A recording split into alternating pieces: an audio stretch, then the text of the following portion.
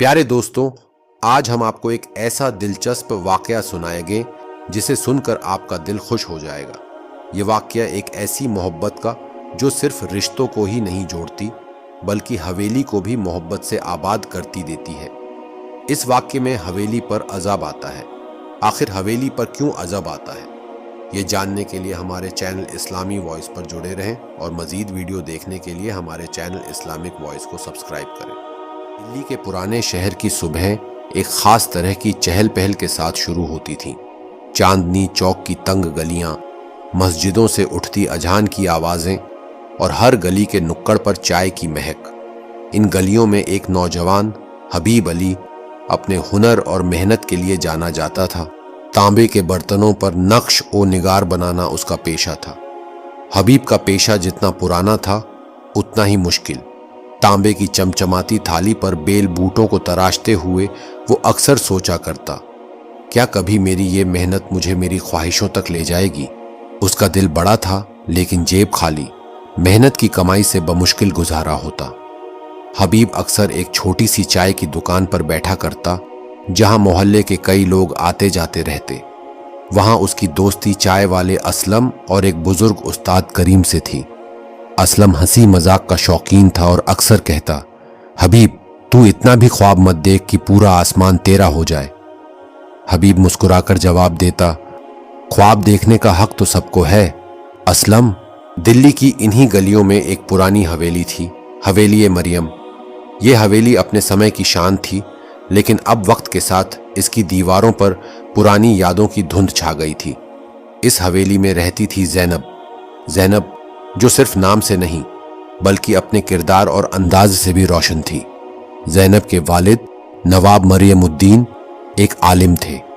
उनके घर में अक्सर शायरों और अदबी लोगों का आना जाना लगा रहता। ज़ैनब को किताबों और इल्म से गहरी मोहब्बत थी। उसकी पसंदीदा जगह हवेली का वो झरोखा था जहां बैठकर वो दूर तक फैले आसमान को देखा करती। उसकी दुनिया किताबों में बसी थी, लेकिन दिल का एक हिस्सा खामोश था। वो अक्सर सोचा करती, क्या मेरी जिंदगी में कभी वो शख्स आएगा जो मुझे मेरी अधूरी कहानियों का मुकाम देगा। एक दिन हबीब तांबे के बर्तन लेकर हवेली के पास से गुजर रहा था। अचानक उसके हाथ से एक थाली गिर गई और उसकी आवाज से ज़ैनब का ध्यान झरोखे से नीचे गया। उसने देखा कि एक नौजवान नीचे झुका हुआ अपनी थाली उठा रहा था। हबीब की नजर भी ऊपर गई। ज़ैनब झरोखे में खड़ी थी। वो लिबास में जितनी सादा, चेहरे से उतनी ही नूरानी लग रही थी। हबीब के दिल में एक अजीब सी हलचल हुई। वो जल्दी जल्दी अपनी थाली उठाकर वहां से चला गया, लेकिन ज़ैनब की सूरत उसके जहन में बस गई। इसी तरह ज़ैनब भी उस अजनबी से शख्स के बारे में सोचने लगी। उसे लगा जैसे उसकी तसव्वुर की दुनिया से कोई हकीकत बनकर उसके सामने आ गया हो। कई दिनों तक दोनों ने एक दूसरे को दूर से देखा। एक दिन हवेली के बाहर हबीब को अपने बर्तनों का ऑर्डर देने के लिए बुलाया गया। ज़ैनब ने उसे देखा और कुछ सोचकर उससे बात करने का बहाना ढूंढा। ये बर्तन कितने में बनते हैं? ज़ैनब ने पूछा। हबीब ने झिझकते हुए कहा, जो आपकी मर्जी हो बीबी साहिबा। ज़ैनब मुस्कुराई। मर्जी का क्या है, हुनर की कीमत तो तय होनी चाहिए। उनकी यह पहली बातचीत थी। इसके बाद हवेली के बाहर और मुलाकातें होने लगीं। ज़ैनब को हबीब की सादगी और मेहनत ने प्रभावित किया और हबीब को ज़ैनब की नज़ाकत और इल्म ने। ज़ैनब और हबीब की मुलाकातें अब अक्सर होने लगी थीं। हवेली के बाहर जब हबीब तांबे के बर्तन लेकर आता, ज़ैनब जानबूझकर अपने झरोखे पर बैठ जाती। कभी कभी वो हवेली के बाहर वाले बागीचे में भी निकल आती ताकि हबीब से बात करने का मौका मिल सके। एक दिन जब हवेली के बागीचे में खामोशी थी और आसमान पर हल्के बादल छाए हुए थे, ज़ैनब ने हिम्मत करके कहा, हबीब तुम हमेशा इतने खामोश क्यों रहते हो? क्या तुम्हें मुझसे बात करना अच्छा नहीं लगता? हबीब चौंका और बोला, नहीं बीबी साहिबा, ऐसी कोई बात नहीं, बल्कि मैं तो हमेशा सोचता हूं कि मेरी बातें आपकी फजूलियत बढ़ाएंगी। ज़ैनब हल्के से मुस्कुराई। तो फिर अब ये मान लो कि मुझे तुम्हारी बातें सुनना अच्छा लगता है। और हाँ, मुझे बीबी साहिबा मत कहा करो, मेरा नाम ज़ैनब है। उस दिन के बाद उनके रिश्ते में एक नई गर्मजोशी आ गई। हबीब ने अब ज़ैनब से डर कर बात करना छोड़ दिया था। दोनों ने अपनी जिंदगी के ख्वाब और तजुर्बे एक दूसरे के साथ बांटने शुरू कर दिए। जहां एक तरफ उनकी मोहब्बत खिल रही थी, वहीं दूसरी तरफ हवेली के अंदर तूफान उठने की तैयारी हो रही थी। नवाब मरियम उद्दीन को धीरे धीरे यह भनक लगने लगी थी कि ज़ैनब का किसी गैर मुनासिब शख्स से मेलजोल बढ़ रहा है। एक शाम जब ज़ैनब बागीचे में बैठी थी, नवाब साहब वहां आ गए। उनकी नजरों में गुस्सा था। ज़ैनब, ये जो नासमझी का खेल तुम खेल रही हो, इसका अंजाम तुम समझती हो? ज़ैनब ने झिझकते हुए कहा, अब्बा हुजूर, अगर यह मोहब्बत नासमझी है तो मुझे इसे समझदारी में बदलने का मौका दें। हबीब एक ईमानदार और मेहनती इंसान है। नवाब साहब की आवाज तेज हो गई। ज़ैनब, ये हवेली, ये खानदान, ये इज्जत, क्या तुम इन्हें भूल गई हो? वह शख्स तुम्हारे काबिल नहीं है। ज़ैनब की आंखों में आंसू थे, लेकिन उसने अपने जज्बात छिपाए। उसने सोचा, अगर मेरी मोहब्बत सच्ची है तो इसे आजमाइशों से गुजरना होगा। नवाब साहब ने ज़ैनब की आज़ादी पर पाबंदी लगा दी। अब वह हवेली से बाहर नहीं निकल सकती थी। हबीब को भी सख्त हिदायत दी गई कि वह हवेली के आसपास न आए। हबीब के लिए यह जुदाई किसी सज़ा से कम नहीं थी।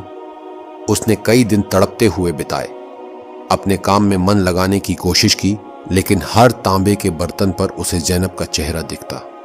ज़ैनब भी अपने झरोखे से अब खाली गली को देखती रहती। उसके लिए यह वक्त जैसे थम गया था।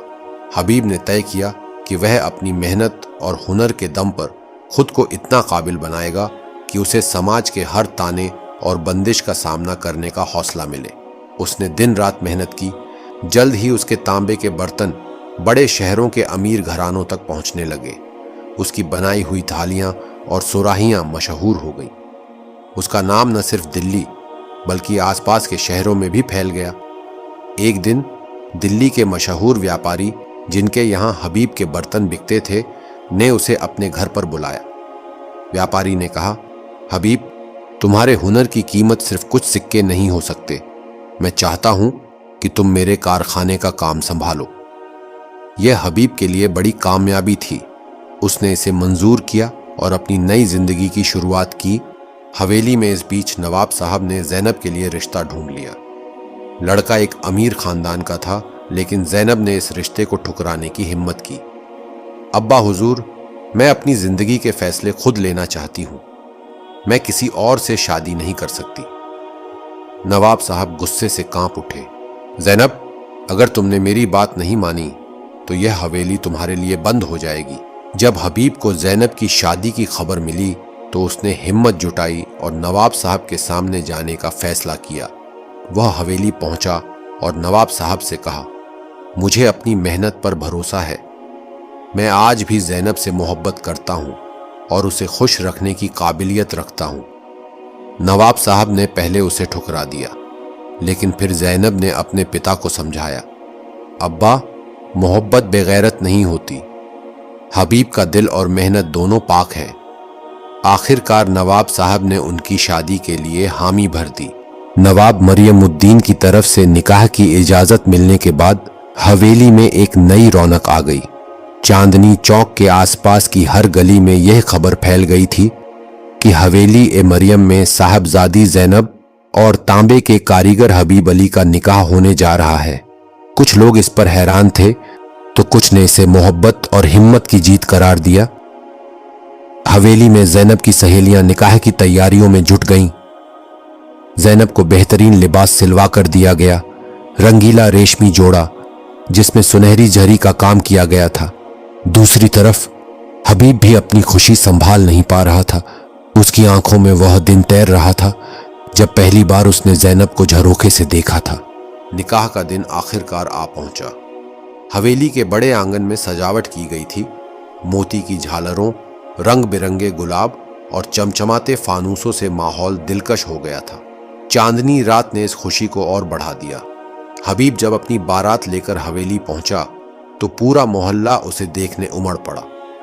हबीब की सादगी अब उसकी पहचान थी, लेकिन आज वह शेरवानी और गोल टोपी में कुछ अलग ही लग रहा था। निकाह की रस्में शुरू हुईं।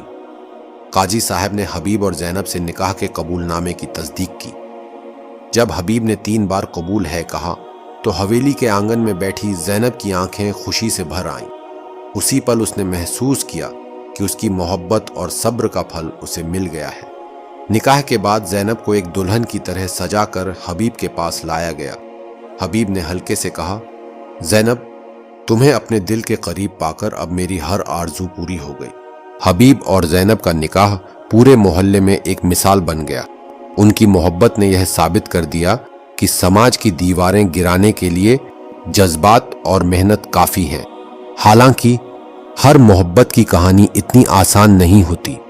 نکاح کے بعد جب زینب اور حبیب نے اپنی نئی زندگی شروع کی تو انہیں کئی سماجک مشکلوں کا سامنا کرنا پڑا۔ کچھ لوگ ابھی بھی اس رشتے کو لے کر باتیں کرتے۔ محلے کے کچھ رئیس لوگ نواب صاحب کو طعنے دیتے، آپ نے اپنی بیٹی کا نکاح ایک تانبے کے کاریگر سے کر دیا، یہ تو آپ کی شان کے خلاف تھا۔ نواب صاحب نے پہلے تو ان باتوں کا اثر لیا، لیکن پھر انہوں نے ٹھان لیا کہ وہ اپنی بیٹی اور داماد کا ساتھ دیں گے۔ حبیب نے بھی اپنے ہنر کو اور آگے بڑھانے کا فیصلہ کیا۔ اس نے اپنے کام کو نئی اونچائیوں تک لے جانے کے لیے ایک چھوٹی سی دکان کھولی جہاں اس کے بنائے برتن اور سجاوٹ کے سامان بیچے جاتے۔ حبیب کے ہنر اور زینب کی سمجھداری نے ان کی زندگی کو نئی دشا دی۔ زینب نے حبیب کے کام کو بڑھانے میں اس کا ساتھ دیا۔ اس نے بازار کے بڑے گراہکوں سے ملنے کے لیے نئے طریقے سجھائے۔ حبیب نے اپنے تانبے کے برتنوں پر نئے ڈیزائن بنائے جو شہر بھر میں مشہور ہو گئے۔ جلد ہی حبیب کی دکان ہنر دلی کے نام سے جانی جانے لگی۔ یہاں صرف برتن نہیں بلکہ محنت اور محبت کی کہانیاں بکتی تھیں۔ کئی سالوں بعد جب زینب اور حبیب اپنے بچوں کے ساتھ حویلی کے باغیچے میں بیٹھے تھے، زینب نے مسکرا کر کہا، حبیب، یاد ہے وہ دن جب تم نے پہلی بار میری طرف دیکھا تھا؟ تب ہمیں نہیں پتا تھا کہ ہمارا سفر یہاں تک پہنچے گا۔ حبیب نے کہا، زینب، تمہارے صبر اور محبت نے ہی ہمیں یہاں تک پہنچایا۔ یہ سب تمہاری بدولت ہے۔ ان کی کہانی اب صرف ان کی نہیں تھی، یہ محبت، محنت اور ہمت کی مثال بن چکی تھی۔ حویلی مریم جو کبھی محبت کے خلاف کھڑی تھی، اب اس محبت کا گواہ بن گئی تھی۔ حویلی مریم میں سب کچھ ٹھیک چل رہا تھا۔ زینب اور حبیب کی زندگی اب سکون اور خوشحالی سے گزر رہی تھی، لیکن وقت ہمیشہ ایک سا نہیں رہتا۔ اس محبت اور محنت سے کھڑی ہوئی دنیا پر ایک عجیب سا سایہ منڈرانے لگا۔ مریم، جو حویلی کا نام بھی تھا، اور زینب کی مرحوم والدہ بھی مانو حویلی کی روح کی طرح تھی۔ نواب صاحب ہمیشہ کہا کرتے تھے، حویلی مریم ہماری شان اور عزت کی علامت ہے، اسے بچائے رکھنا ہمارا فرض ہے۔ لیکن حویلی پر اب مانو وقت کا قہر ٹوٹنے والا تھا۔ ایک رات جب حویلی میں سناٹا تھا اور سبھی سو رہے تھے، حویلی کے بڑے جھروکے سے عجیب سی آوازیں آنے لگیں۔ زینب کی چھوٹی بہن سعدیہ، جو اکثر حویلی کے جھروکے کے پاس سوتی تھی، ڈر کر دوڑتی ہوئی زینب کے پاس آئی۔ آپا، جھروکے سے کچھ آوازیں آ رہی ہیں، مجھے بہت ڈر لگ رہا ہے۔ زینب نے اسے تسلی دی اور خود جھروکے کی طرف گئی۔ وہاں اس نے کچھ نہیں دیکھا، لیکن اسے ایک عجیب سا سرد احساس ہوا، مانو حویلی کی دیواریں کچھ کہنا چاہتی تھیں۔ اگلے دن نواب مریم الدین نے سب کو بلایا اور کہا، کل رات میں نے ایک خواب دیکھا۔ مریم مجھ سے کچھ کہنا چاہ رہی تھی، وہ غصے میں تھی، کہہ رہی تھی کہ حویلی پر ایک بڑا عذاب آنے والا ہے اگر ہم نے اپنے گناہوں کی معافی نہیں مانگی۔ حویلی میں موجود سبھی لوگ خاموش ہو گئے۔ نواب صاحب کے چہرے پر گہری چنتا چھا گئی۔ حبیب نے کہا، اللہ کی رحمت سے بڑا کوئی عذاب نہیں، ہمیں اپنی خطا کی توبہ کرنی چاہیے۔ کیا ہم سے کوئی بڑی غلطی ہوئی ہے؟ نواب صاحب نے گہری سانس لیتے ہوئے کہا، حویلی مریم صرف ایک گھر نہیں بلکہ ایک ذمہ داری تھی، لیکن ہمارے بزرگوں نے اسے بناتے وقت غریب مزدوروں اور کاریگروں کے ساتھ ناانصافی کی تھی۔ مریم نے مجھے اپنے خواب میں دکھایا کہ حویلی کی نیو ان لوگوں کے آنسوؤں اور درد سے بنی ہے۔ شاید یہ وہی درد ہے جو اب عذاب بن کر لوٹ رہا ہے۔ حبیب اور زینب یہ سن کر حیران رہ گئے۔ اگلے کچھ دنوں میں حویلی کے حالات بگڑنے لگے۔ دیواروں میں دراریں پڑنے لگیں اور راتوں میں حویلی میں عجیب عجیب آوازیں سنائی دینے لگیں۔ حویلی کے نوکر چاکر بھی ڈر کے مارے کام چھوڑنے لگے۔ ایک دن حویلی کے بڑے فانوس میں سے اچانک ایک حصہ گر گیا۔ लेकिन अल्हम्दुलिल्लाह किसी को चोट नहीं आई। यह वाक़या सभी के लिए एक चेतावनी था। हबीब ने एक दिन ज़ैनब और नवाब साहब से कहा, यह हवेली हमारी मोहब्बत का गवाह है, लेकिन अगर इसकी बुनियाद दर्द और गुनाह पर है तो हमें इस गलती को सुधारना होगा। हमें उन मजदूरों के घर जाकर उनसे माफ़ी मांगनी चाहिए जिनके साथ नाइंसाफ़ी हुई थी। नवाब साहब ने झिझकते हुए कहा, क्या वे लोग अब भी जिंदा होंगे? हबीब ने कहा, अगर नहीं भी हैं तो उनकी औलादों से हमें सुलह करनी होगी। यही इस अजाब से निजात का रास्ता है। हबीब, ज़ैनब और नवाब साहब ने उन गांवों का दौरा किया जहां से मजदूर कभी इस हवेली को बनाने आए थे। वहां उन्होंने उन लोगों की औलादों को ढूंढा, उनकी मदद की और उनसे माफ़ी मांगी।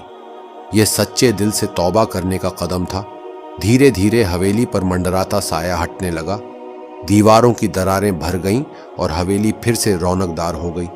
इस घटना ने हवेली के हर शख्स को एक सबक सिखाया। मोहब्बत और मेहनत से बड़ी कोई ताकत नहीं, लेकिन अगर आपके अमल में इंसाफ और इंसानियत नहीं है तो आपकी इमारतें भी टिक नहीं सकती।